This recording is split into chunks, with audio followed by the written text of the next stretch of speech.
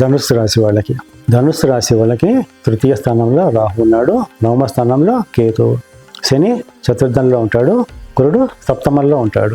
మే 15 నుంచి ఒక సంవత్సరం పాటు గురుడు సప్తమంలో ఉంటాడు. అయితే 2026 మే నుంచి గురుడు అష్టమంలోకి వస్తాడు. అంటే ధనుస్సు రాశి వాళ్ళకి అర్ధాష్టమ శని ఉందన్నమాట. ఈ రాశి వాళ్ళకి ఏంటంటే శని చతుర్థంలో ఉండడం వల్ల ఇల్లు మారాలని అనిపిస్తుంది, లేకపోతే ఇల్లు మారే పరిస్థితులు వస్తాయి.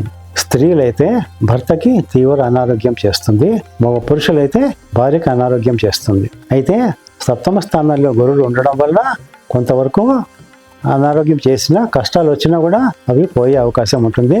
తర్వాత వివాహం కాని వాళ్ళకి వివాహం అయ్యే అవకాశం కూడా ఉంది. అయితే చతుర్థ స్థానంలో శని ఉండడం వల్ల వీళ్ళకి జల సంబంధ కష్టం వచ్చే అవకాశం ఉంది, వాహనాల వల్ల ప్రమాదం జరిగే అవకాశం ఉంది. శని చతుర్థంలో ఉండడం మంచిది కాదు. కాబట్టి వీళ్ళు ఏంటంటే శని స్తోత్రం కానీ హనుమాన్ చాలీసా కానీ తప్పకుండా పఠించాలి.